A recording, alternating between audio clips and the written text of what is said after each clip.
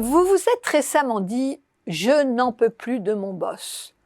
Depuis combien de temps je n'ai pas fait quelque chose de nouveau? J'ai honte quand je parle de mon entreprise.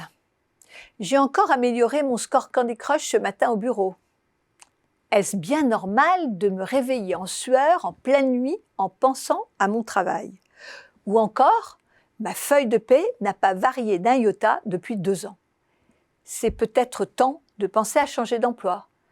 Cela veut dire mettre à l'épreuve votre employabilité. De quoi parle-t-on? On parle de votre capacité et de votre volonté à trouver un emploi satisfaisant, à conserver cet emploi en progressant au niveau professionnel et à retrouver un autre emploi à l'intérieur ou à l'extérieur de l'entreprise actuelle si vous le souhaitez ou si vous y êtes obligé, et ce, dans un délai raisonnable. C'est la définition proposée par Jamel Othman dans sa thèse de doctorat consacrée au sujet.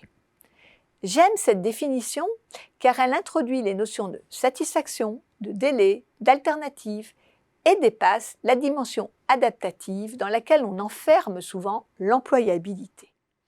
Il faut savoir que le terme a une histoire. Il apparaît en Angleterre au début du XXe siècle où on séparait les employables des non-employables.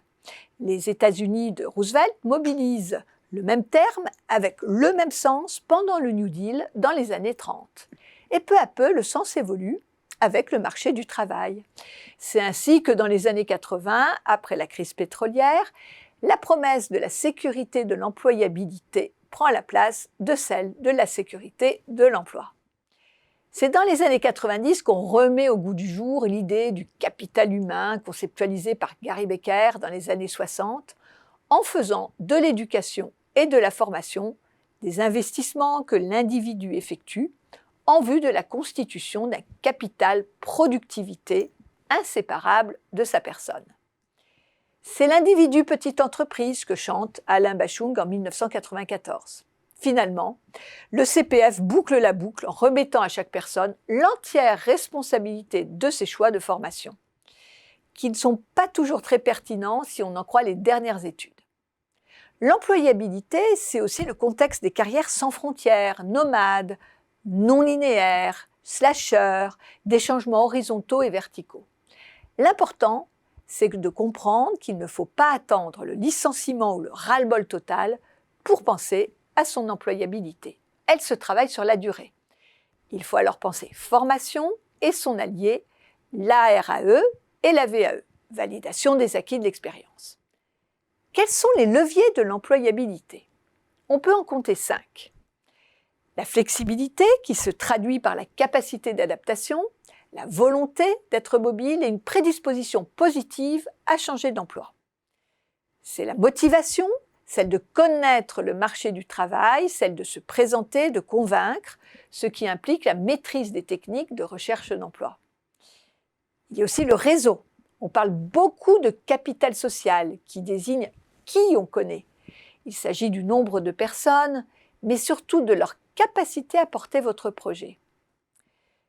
La gestion personnelle de carrière, c'est important. C'est aussi cette veille sur les évolutions du métier et l'anticipation que donne une formation en continu. Et enfin, les qualités professionnelles, sachant qu'on évoque ici bien sûr les savoirs, les savoir-faire et les incontournables savoir-être ou soft skills, ces compétences transférables, capitalisables et surtout personnelles. Une fois décidé, comment agir? Demandez un entretien professionnel avec votre RRH ou votre manager pour leur expliquer votre questionnement. Écoutez-les, vous faire un retour d'image, demander une formation et accepter de nouveaux challenges pour augmenter cette fameuse employabilité. Et puis, rendez-vous visible avec un profil LinkedIn et surtout une histoire à raconter. L'objectif, c'est changer, mais pour de bonnes raisons et pour le meilleur.